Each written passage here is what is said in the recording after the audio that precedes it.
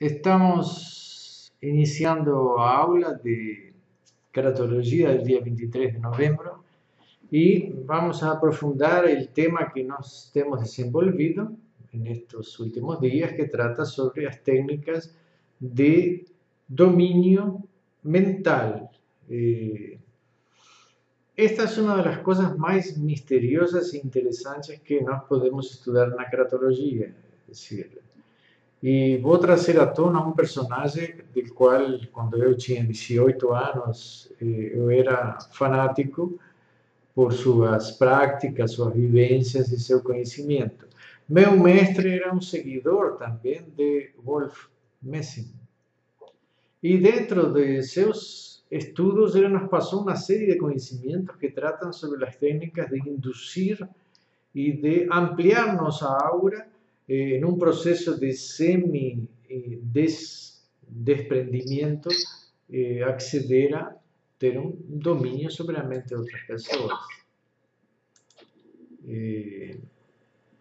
Então, vamos rever um pouquinho o que falei a outra vez, que trata sobre as técnicas del Targil, e dentro das técnicas del Targil falamos del Shetor Havi, que é uma prática de semi-desprendimento, onde a pessoa separa parte de sua aura, que seria seu campo magnético, e a induz ou a leva em relação a outras pessoas para produzir induções. Essas induções, basicamente, quando eu as estudava, estavam associadas, como falei, a consultório, a induzir uma pessoa com problemas de drogadicção, câncer, enfermedades, pessoas que tinham medo de se tratar, etc. Através da indução, a pessoa conseguia adquirir, inclusive, uma força, digamos assim, uma resistência às suas próprias crises, às suas enfermedades. Então, era um método, basicamente, que a maioria do que estudávamos aplicávamos como um método de cura. Então, a indução estava associada a passar, digamos, a força necessária, a vontade necessária para parar de comer, para parar de se drogar, para parar de entrar em situações de autodestruição. Claro que, para chegar a esse processo de desenvolvimento, como todo jovem que estuda essas matérias, passamos por uma série de práticas, experiências e coisas que naquela época se faziam quase que teatralmente, induzindo pessoas a se sentar em uma cadeira. É decir, o processo de teatralidade, o processo de trabalho grupal, em qual uno faz uma experiência frente a um núcleo de pessoas, é para basicamente enfrentar a própria insegurança que o indivíduo tem. Se abrir frente a um grupo é um grande teste, e dominar a mente de uma, duas ou três pessoas frente a um grupo de gente é uma experiência notável de autoconfiança que uno vai desenvolvendo. Como falamos, o Shetor Havi, ele tem uma posição de mãos, que é conhecida através de Star Trek, etc. Mas temos que ver que Leonard Nimoy é um judeu, e um judeu que, como todo judeu jovem, fazia orações, e essas orações se estudavam e se memorizavam, e estavam muito em voga na época que, é decir, o jovem estuda até os 12 anos, basicamente se prepara para sua bar mitzvah, etc. E sobre isso ele aprende as técnicas da oração sacerdotal dos Cohen. Essas técnicas, temos que ver que Leonard Nimoy usava em seu próprio filme para criar um efeito. Fíjense, vou mostrar algo agora que talvez não vão poder ver especificamente na transmissão em direto, mas depois no filme, e é importante que vejam. Eu vou, inclusive, ampliar essa imagem para que todos possam ver depois no filme de uma forma mais clara. Vemos aqui, nas mãos de Wolf Messing, que também era judeu, igual que Leonard Nimoy, só que nasceu nos anos 1899. Ele tem os gestos, vocês devem estar vendo minhas mãos, tem os gestos de formar el Shin. El Shin em todo o processo de indução. Tá? Então, é importante que vejam as imagens. Tem várias fotos de Wolf Messing com as mãos produzindo o Shin. Agora, temos que entender que Messing também era um jovem judeu que foi, inclusive, muito reconhecido durante sua juventude por a capacidade que ele tinha de memorizar as orações judaias dos Cohen.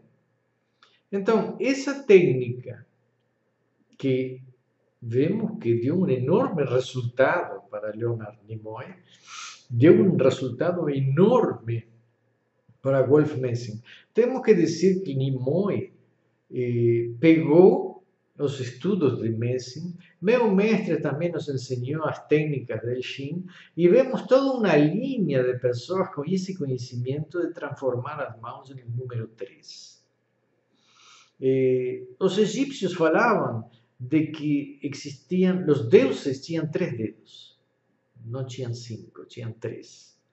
Então, esse conhecimento já vem sendo transmitido pela tradição há muito tempo atrás. Esses conhecimentos das palavras, das formas de induzir, e naquela época eu me lembro que dava palestras, conferências, e depois fazíamos experiências de botar, digamos assim, umas 12 cadeiras, e botávamos pessoas, eu me ficava detrás de umas 5 pessoas, e marcava as cadeiras que cada pessoa ia escolher se ia sentar. Então, depois assim, induzia mentalmente e as pessoas iam exatamente ao lugar que eu tinha induzido. O que deixava claramente provado para mim, pessoalmente, que a mente podia influenciar outras pessoas. Na medida que vocês conseguem induzir uma pessoa quando sube num ônibus que tem um monte de assentos, dizer, essa pessoa vai sentar lá, essa outra vai sentar lá, essa outra vai sentar lá. Quando vocês conseguem ver que a mente de vocês transcende o espaço limitado da cabeça, então podemos começar a entender por que se fala de inveja, de telepatia, de influências negativas, influências externas, mentes psicopatas que induzem e convencem e acreditem. A técnica de los 3 dedos, desde Nimoy a Messing, que son los... Messing fue o bruxo más grande que pode ter existido na Rússia. Chamemos bruxo, mago, vidente. Esse Messing é um personagem na história da Rússia. Em realidade, ele era de Polônia, mas terminou indo para a Rússia e ele acreditava nessa época em Stalin, nessa grande revolução. Y hacía parte de todo ese movimiento, pero con un criterio básico que era el de enfrentar el nazismo que tinha dizimado, digamos assim, a família dele em Polônia na época da invasão. Então, temos que ver que Messing, durante toda a sua vida, todo o que ele trabalhou e ganhou, então ele lo deu para los rusos, inclusive, construir aviones para a guerra, para enfrentar el nacionalsocialismo. Mas, basicamente, temos que ver que a história de Messing, eu recomendo que vocês a procurem e a estudem. Tem filmes, tem documentários, pero é algo que em Brasil ninguém sabe nada.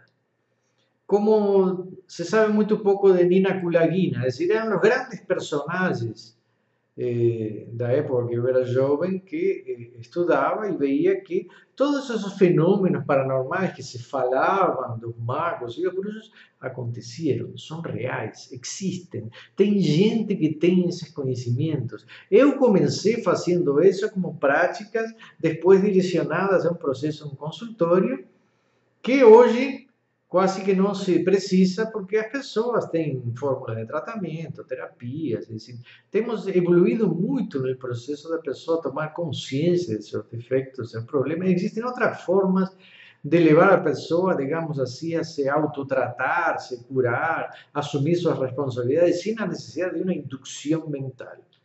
Isso não quer dizer que esse poder não sirva, só digo que quando vocês induzem, cria um efeito muito forte sobre uma pessoa. E é uma contra-reação a essa indução, porque a pessoa às vezes está em um processo destrutivo e ele nega qualquer coisa que a direcione em um sentido positivo. E depois, quando a pessoa se sente às vezes dominada mentalmente, ela cria uma contra-reação emocional. E se vocês não sabem levar esse processo, pode criar um efeito negativo nos processos terapêuticos.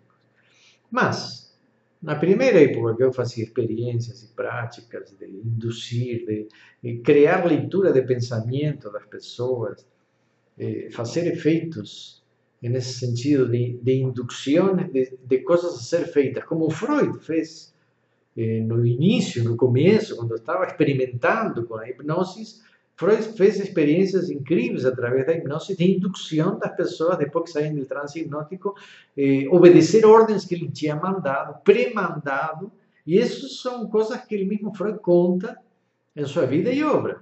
Então, não é algo inventado. Ao ponto que Freud conheceu Messing, que foi muito famoso na época que ele foi para Berlim, que saiu de casa com 11, 12, 13 anos, não está muito claro, mas era jovem, uma criança quase. E a história nos conta que no momento que ele pegou um trem, se escondeu debaixo do banco do trem, porque estava vindo o cobrador, ele não tinha boleto.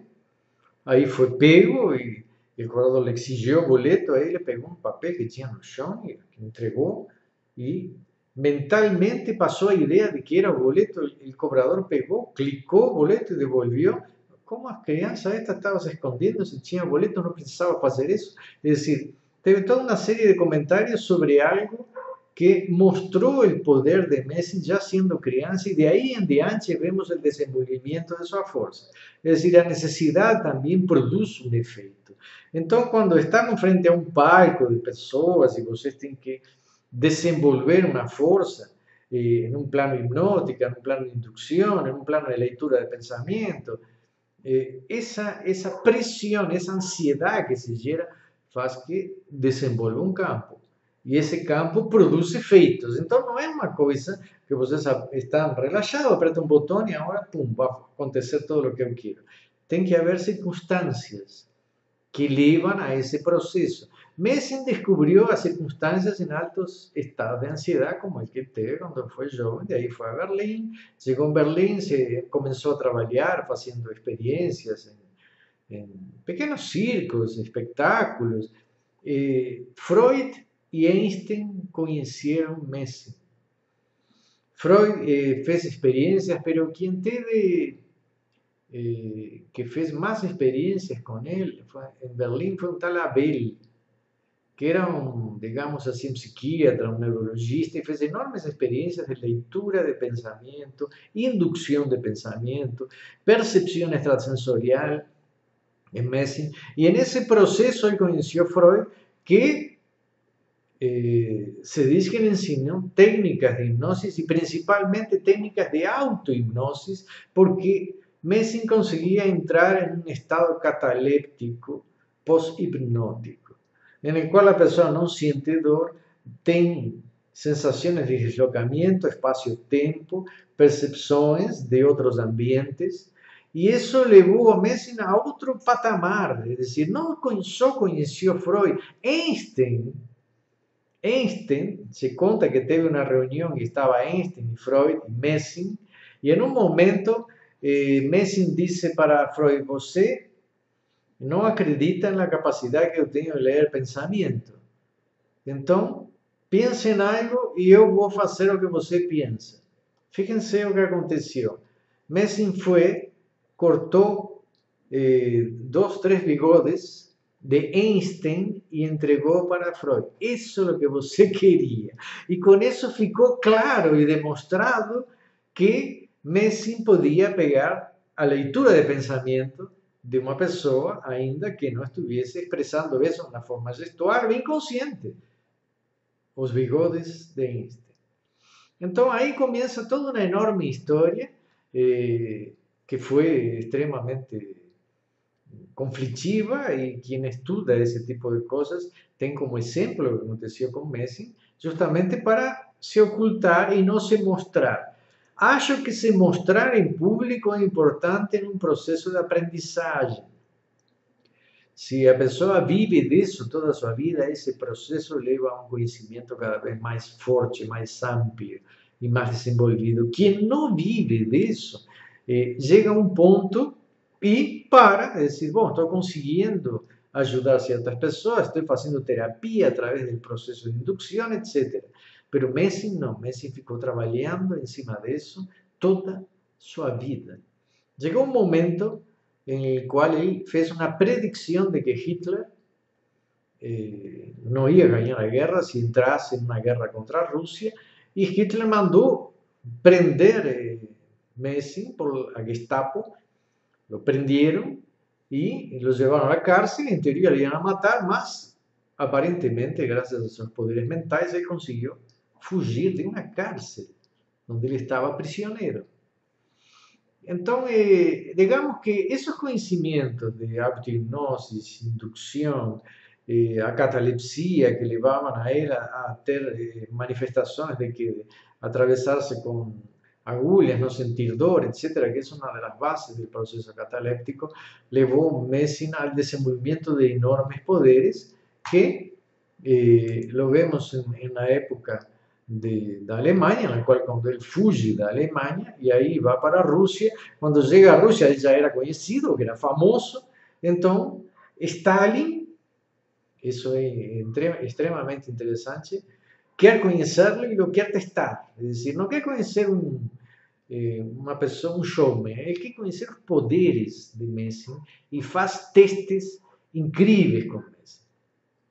El primer teste cuando hace que Messi robe el Banco Central de Moscú. Es decir, Messi entra en el Banco Central con un papel en blanco, presenta para un caja y pide que le dé un cheque de 100.000 rublos. Y el cajero entregó 100.000 rublos, le guardó una mala, salió caminando tranquilamente del banco con su dinero. Esa fue una de las primeras pruebas. Claro que después devolvió dinero y hasta se sabe en la historia que el cajero que después que vio el papel en blanco tuvo un paro cardíaco y casi muere y se salvó milagrosamente porque fue atendido rápidamente. Mas esas son historias reales. Messi existió. No tengo dúvida de lo que yo mismo fui capaz de hacer en una época. Hoy no estoy trabajando con inducción, pero tengo certeza de que si tuviese desenvolvido el trabajo que comencé con 18, 19, 20, 23, 24 años, bom, hoje seria um Messi. Só que não foi a escolha de meu destino nem de minha vida. Acredito que vocês se entendem a importância do desdobramento. É decir, afastar o campo eletromagnético, o K de nosso corpo, e induzi-lo para que se una ao campo de outra pessoa, a outro K, a outro campo eletromagnético e o induza. Isso produz efeitos incríveis. En una mente perturbada puede ser caótico, en una mente sadía y normal puede ser terapéutico.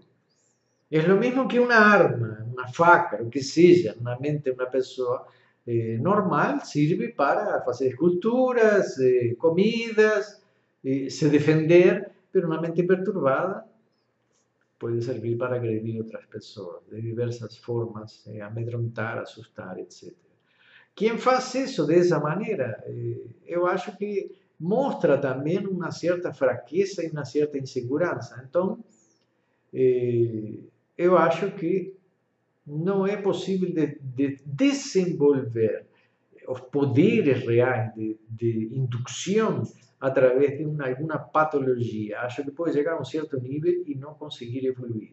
Quando mais equilibrada a pessoa, más sadia, más equilibrada, más él puede crecer en ese proceso.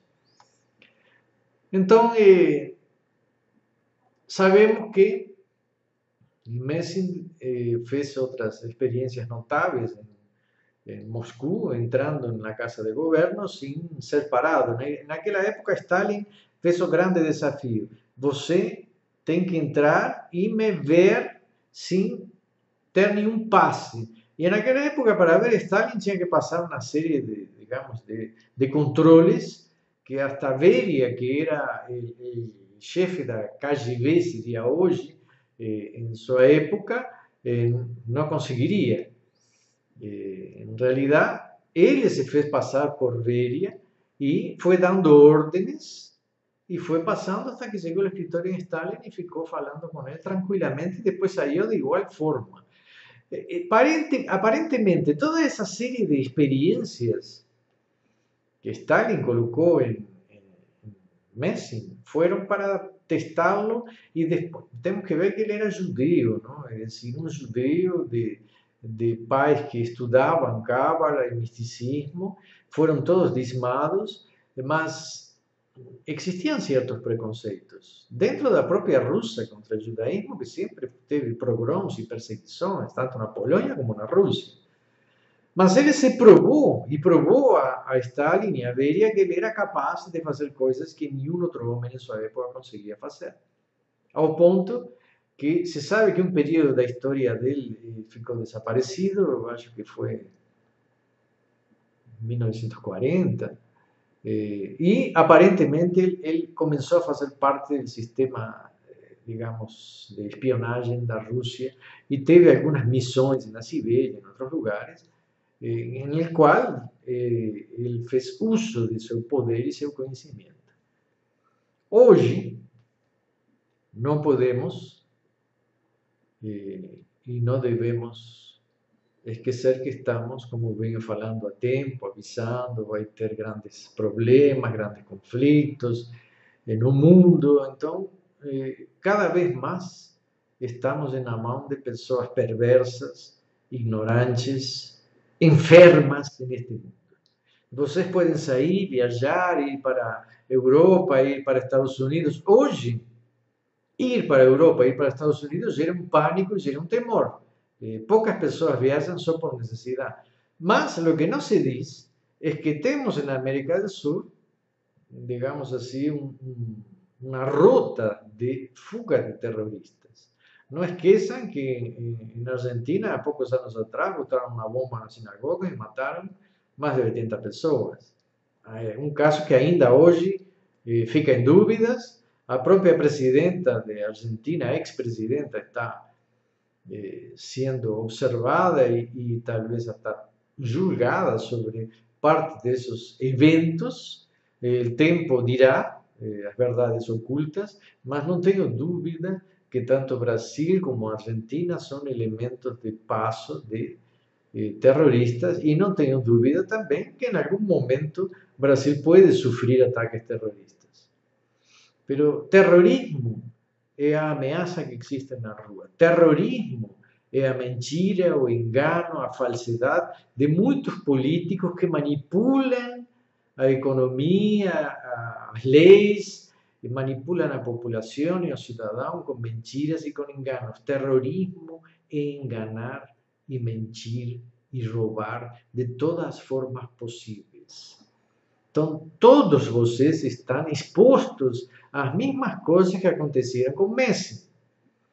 O domínio de pessoas que lidam com o poder em um país, a ameaça como Hitler ameaçou Messi e lo ia matar e estava preso e teve tentativa de tortura e agressão, teve parte disso e ele conseguiu fugir. Estou dando a vocês a oportunidad de desenvolver una fuerza, no importa la edad que tengan, lo que tienen que tener es convicción, certeza, estar seguros de que vocês valem algo y que lo importante no está fuera de vocês, está dentro de vocês.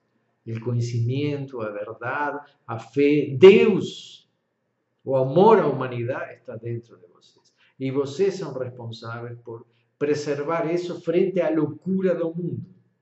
Então, o Shin e o desdobramento e as meditações de Cábala que eu estou ensinando nestes dias são elementos fundamentais para vocês começar a desprender e abrir o campo magnético de vocês, que é a aura, que é o Ka egípcio, conhecido, é decir, a energia vital que vocês têm, quando conseguem desprendê-la através das práticas del Targil, vocês la podem projetar e podem induzir pessoas, e isso é o que eu vou ensinar mais profundamente, a indução sobre convencimento, venda, negociações, basicamente técnica de venda e negociações através do uso do Targil. Claro que também serve para dar à pessoa uma indução para que ele estude, aprenda, cresça, evolua, se preocupe mais por si mesmo. Pode induzir uma mulher que goste de mim? Pode. Gostar durante um tempo. Mas não tem como vocês criar amor. Então, quando alguém faz uma indução, não tem muita diferença de um processo de sedução. Mostrar, gente que mostra um carrão, que tem dinheiro, que tem isto, se mostra um machão, tem que entender que o processo de sedução é algo que em 75% é mentira. Mas induz. A indução mental del Targil é uma indução instantânea, não precisa falar. A pessoa vai ter sensações, emoções e desejos, mas não duram a vida toda, duram horas e depois isso termina. Eu acho que são experiências, eu passei algumas, eu fiz experiências para emagrecer pessoas e os resultados foram notáveis. Teve muitos colegas meus que faziam experiências de conquista e sedução. Faz parte da juventude, o impulso, a força hormonal nos leva a querer mostrar que somos capazes de conquistar e, sim, essas experiências funcionam, sim, mas como falei, em um dia uma mulher pode achar um homem maravilhoso, no outro dia está odiando o cara. É decir, isso é parte de um processo de indução que acontece a diário, só que as pessoas não sabem como canalizá-lo, como controlá-lo, como aprofundá-lo em um nível de criar uma massa compacta de energia que produz efeitos instantâneos. Conheci homens, psicopatas, que conseguiam fazer o conto de bilhete toda a sua vida e ganhar dinheiro com isso, ainda que as pessoas soubessem que era o conto de bilhete. Igual na hora a pessoa entra. É decir, tem muita gente que faz isso. Tem políticos que aprenderam a gesticulação certa, igual que Messi, igual que Hitler, para dominar massas e passar ideias através de seus olhos, de lacrimejar, de olho brilhante.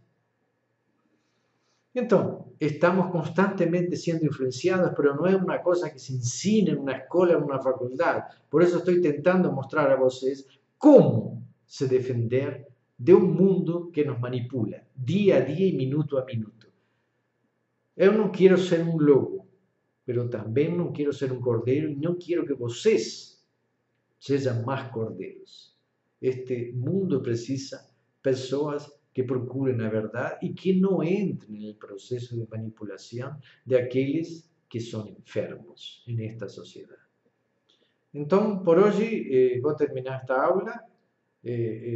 Está gravada, vou mandar para o YouTube, mando para vocês com muito carinho. Um abraço a todos. Tá?